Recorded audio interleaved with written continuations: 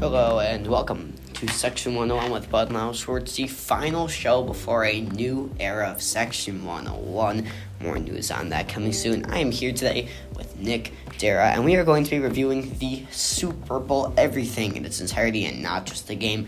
Yeah, commercials, the halftime show, national anthem, post-game with Travis Kelce and Taylor Swift doing their thing.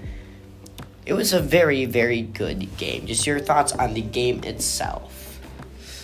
I don't know. It was a little boring in the first half. Could have gotten off to a better start, but it was a little rough. I would 100% say that both teams started slow and then picked up the pace, and then the Chiefs just pulled out a win in the end. Yeah, no, I thought the first quarter was very defense-oriented. Both defenses were phenomenal. They got tons of red zone stops. We only had 3 touchdowns scored in the entire game. Actually 4, because Jake Moody missed a kick, which, believe it or not, probably would have won them the Super Bowl had he not shanked the extra point. So we only had 4 touchdowns in the whole game. So it was a very evenly matched game, and a very good one at that. And I said it, I'll say it again. I think the reason the 49ers lost is not because of the Jake Moody kick. It's because of Brock Purdy. He had a chance to step up late in the game to lead them on 2 game-winning drives. And what does he do on both? They have to settle for a field goal in the red zone. Your thoughts on Brock Purdy's quarterback play? I think he played a very, very good first half, and he crumbled under pressure in the fourth quarter and overtime. Yeah, well, you got to remember Brock Purdy is it's his first Super Bowl. I believe it's his first season as a starting quarterback. Yes. All games. So the pressure's on him, but I think he could have played better, and he could have pulled out the win for San Francisco. Oh, totally. If he plays at the level of Patrick Mahomes, or he was one of the MVP candidates. He did not play like an MVP candidate in that game at all. I think Patrick Mahomes stepped up. He showed why he is the best quarterback in this league and will be for a long time. Winning a championship with that team, an offense that is not top 10 in the league, losing 6 games in the regular season, barely sneaking into the playoffs, and then winning a Super Bowl, that tells you a lot about Patrick Mahomes and just how good of a player he is. So, your thoughts on Patrick Mahomes? He led this team. This was his game. Fourth quarter, Andy Reid just gave him the ball. He ran with it. Phenomenal game by him, in my opinion. Yeah, I don't know. Patrick Mahomes is definitely a very good quarterback. He has very clearly set a legacy and proven how good and how decisive he is on the field, in the pocket. He can run the ball. He has good eyes, good field vision, and he's just surrounded by good weapons. He knows how to use them. I think that's a big part of being a quarterback, because some quarterbacks just don't know how to do that. Yeah, and others are carried by their weapons like Brock Purdy is. And we saw what he did in that fourth quarter. It's fourth and 2, right? They gave him an option play. He can either run it himself or pass it off. He took the ball and ran for the first down. He had a block from Travis Kelce, could have passed it to him. His, like you said, his field vision, his decisiveness, it's on another level. And he had weapons this year, but there was no Tyreek Hill. His number 1 receiver was Rashee Rice, who only came alive in the second half of the season. It's Isaiah Pacheco as his running back, not Christian McCaffrey. On paper, the 49ers destroy the Chiefs in this game, and then Patrick Mahomes happens. I think this is a question of where do you go from here for the 49ers. I think Brock Purdy's a good quarterback. I think give him 2 more years, he has a very talented team. He's a very talented player, but people are chalking this guy up to be a phenomenal quarterback. I think he's carried by the people around him, and I think it really showed in this game. He had an opportunity to step up. He did not. So let's just go from the beginning. The show starts off with some very, very good intros. Adam in the Sphere. And I love this. I love the presentation of everything. What are your thoughts on the intros and how they use that sphere? Very nice. I sadly did not see all of the intro. I did try and watch as much as I could. I would say it was very nice, as you said, and definitely one of the better ones. Yeah, I like the Vegas presentation of everything. It's just very, very nice. Next year they're going to New Orleans, so it obviously will not be anywhere near Vegas presentation. But then we had America the Beautiful, which Post Malone performed, and I thought he did a very, very good job with it. And he didn't do anything crazy. It was just him and his guitar. I liked it. I thought it was a very simplistic, good performance. How about you?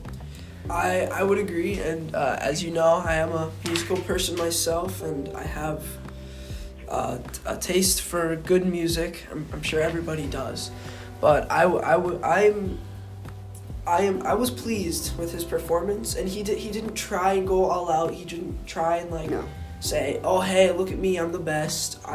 He just kept it simple, and it just worked. Yeah, and I think we've seen people try to do who can have the highest voice, who can hold out the last note for longest. He just sang a very, very nice America the Beautiful, put his own spin on it. And then we go to Reba McEntire. And we've had some bad national anthems in the past couple years. The Fergie national anthem was abysmal. Last year's, you won't even remember who sang it last year. I'm going to remember this national anthem for some time by Reba McEntire. It was exceptional. There was no need to do anything crazy. Just her and a nice backing track. She got a great voice, and she just went out there and did it beautifully, I thought. I'd say you said it right there. I mean, I can't really argue with that. It was a very good national anthem. Definitely one of the better ones that I have listened to and watched. And I thought it was just as... It didn't need to be anything crazy. It was just Reba going out there and putting on a good musical performance. And that's what I think we should do in national anthems, is we don't need to see who can do this and that. Just a good, solid national anthem. So the first half ended 10-3 San Francisco. The Chiefs had a field goal at the end of the half. And then we got to the halftime show, which I thought was very, very interesting. And I very much enjoyed this halftime show until it ended. I thought it was solid. It wasn't... I gave it a 4 out of 10. It wasn't anything great, but it felt like just as we were reaching that climax, right when they were singing, yeah, it's over. It was short. It was brief. It was good, but he wasn't doing a lot of the singing. It was a lot of other people doing the singing. So I gave it a 4 out of 10. I thought it was fine. It was passable, but I didn't think it was anything brilliant. I am going to have to disagree with you on that one. I would say the fact that he brought all those people in to sing with him is just amazing. They're willing to do that, and yes, it was short. It was very short. The music was there, and I would say this is a solid 7 out of 10. Wow.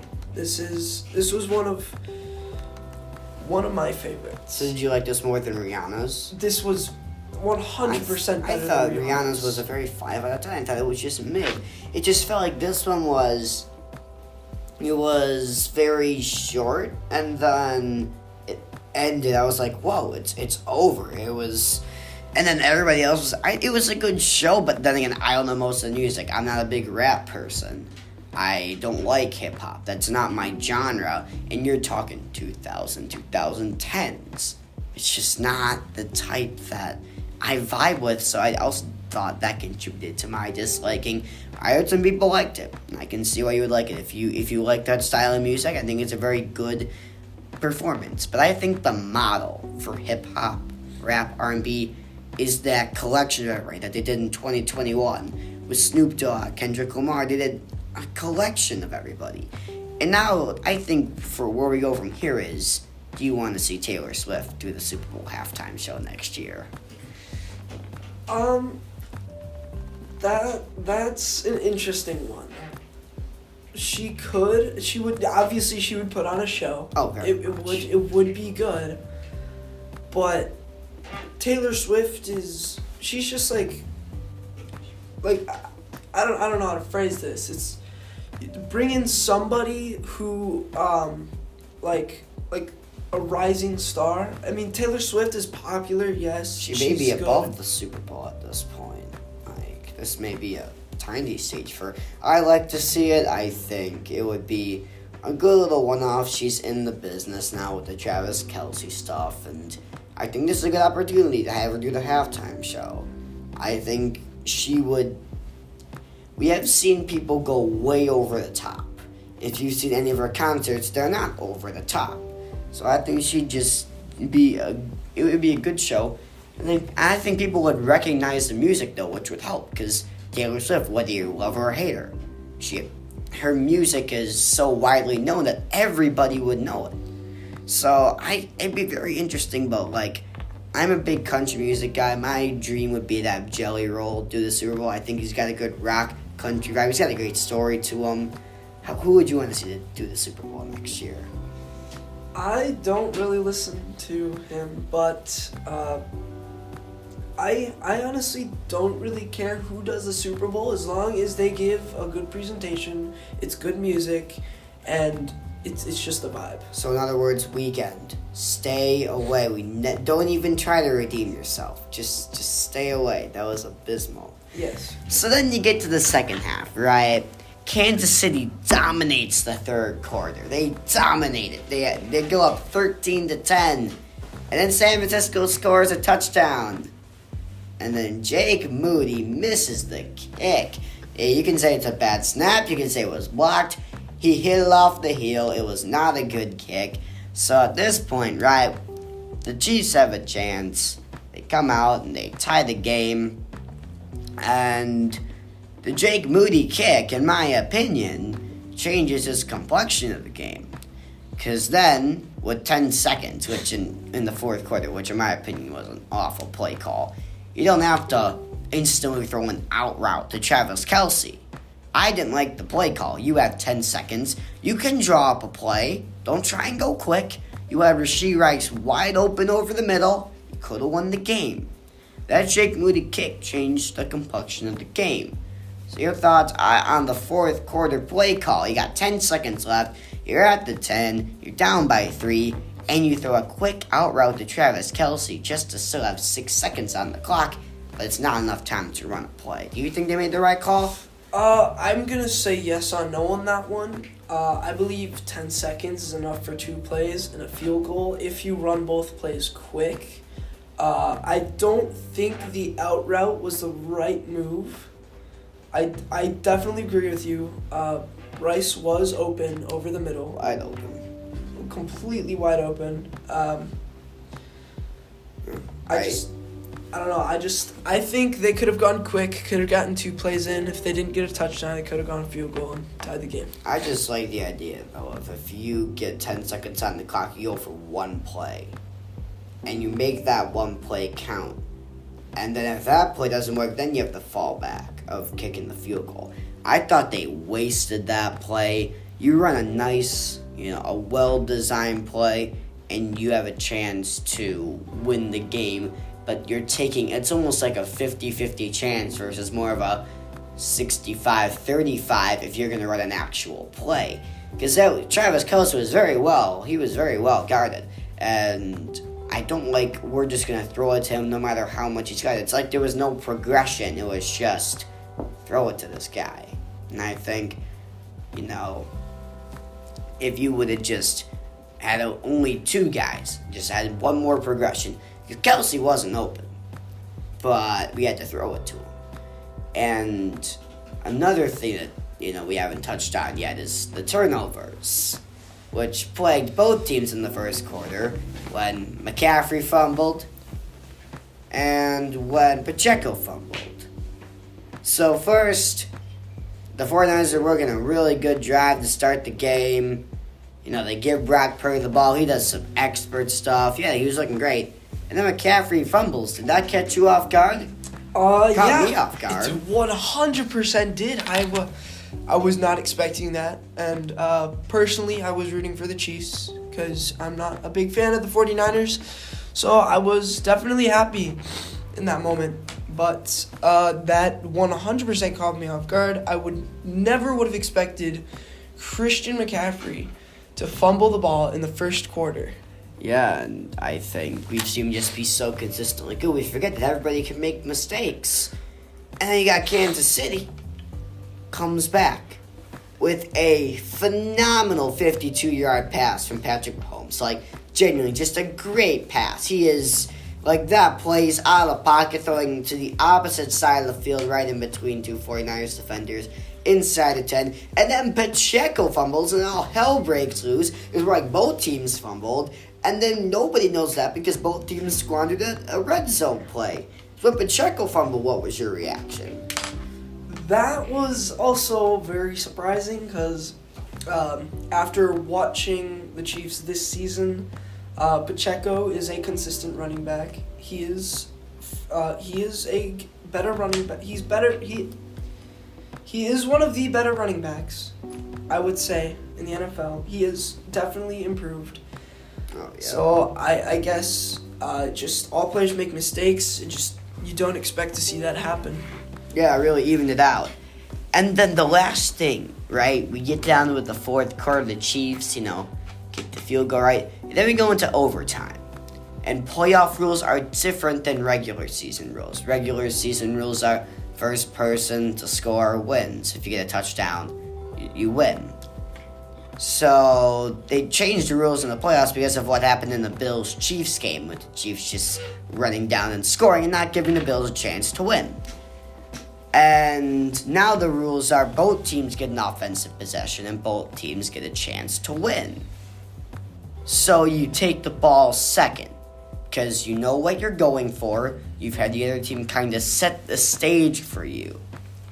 But no, Kyle Shanahan has no clue what's going on. He admitted this at the press conference.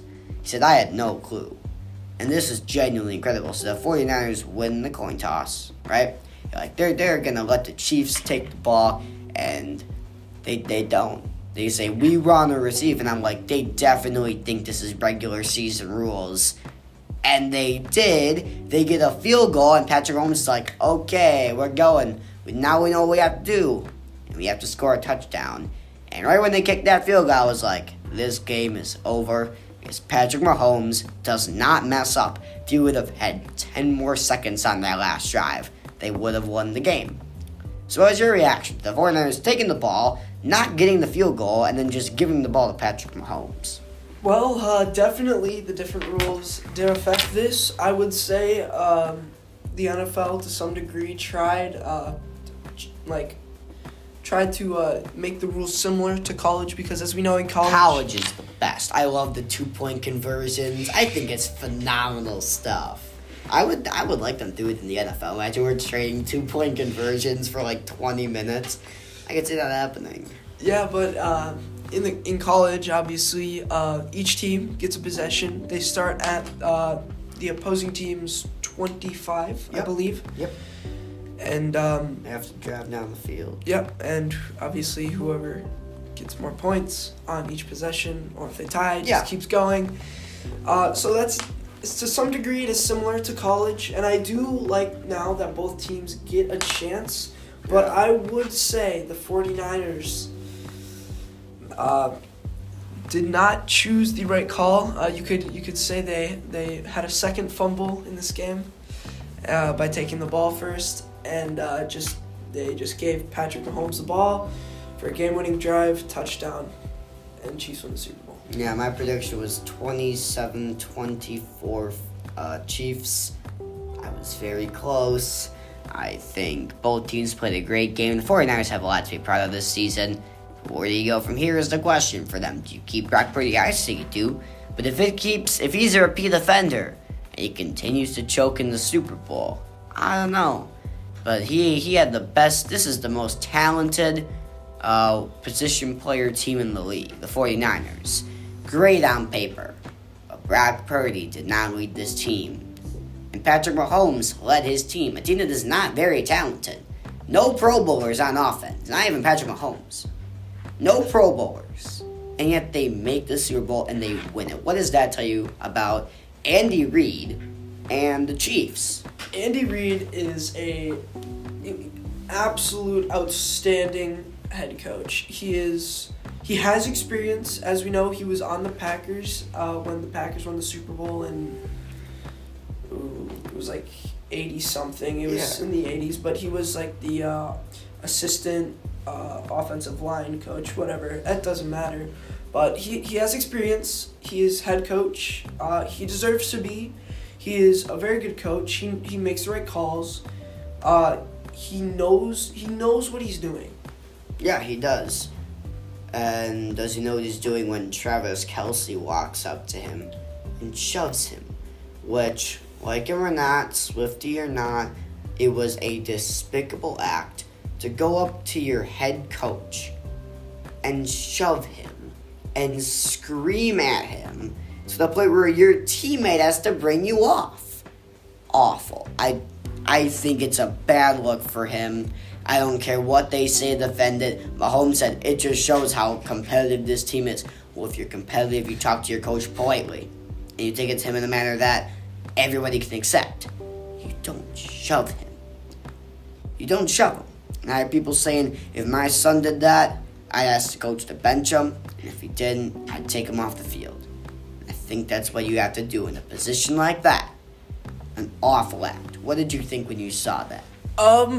I did not see it originally, but I did see a replay. I was not expecting him to do that. I mean, it's interesting. I would say Travis Kelce, although he is good, he is a good tight end, yes. I would say he's a little bit of a hothead, and that could be an interesting take or a controversial take. But that was a very that game. That showing right there made him look like a hothead, and it made him look like a guy who doesn't have much sense of what to do with your coach. But it also says you got a great relationship with your coach to be able to do that, stay in the game. And I think there's a lot of stuff going on around the Chiefs. But I think one thing we can definitively say is that they are the best team in this league. And if you can't beat them, what do? You join them. This team's about to get better. People are realizing Patrick Mahomes is phenomenal. He can win. If he can win a Super Bowl with this team, imagine him with name anybody else in the league. He is going to be. He may be better than Tom Brady. He's over Tom Brady's pace right now at their age. He spent the 4 Super Bowls. He's got 3 rings, 4 out of 5 AFC championships. He's an incredible player. And I think next year, he may three-peat. And he may pull Michael Jordan just to leave to play baseball because he's also a very talented baseball player. But I think he has a very... What do you think the Chiefs' chances are to three-peat next year? I would honestly say it's not very high because you got to remember you have all these other teams that are just like rising out of the ground, like Houston. Where did they come from? Yeah. The Packers, we thought they were just like average team. The 49ers were not good in this postseason. They did not look like a 1 seed. They did not. Barely squeaking past the Packers, barely squeaking past the Lions, and losing to the Chiefs. And the Lions were also, I mean, they were expected to be good, but like it's the first time in years that they've made the playoffs and gotten as far as they have. Something needs to change. I don't believe that the Kansas City Chiefs will three-peat. I would say it's possible, but I would not say it's too likely. Yeah, I think it's a good take. Well, thank you guys for listening. Maybe by now you've heard the update, but we have big changes coming to Section 101 that will be revealed on Thursday, the 15th. That's all from us today. Thanks for listening, for taking some time out of your day to listen to Section 101. See you next time. Big changes are coming. See ya. Thanks, Nick.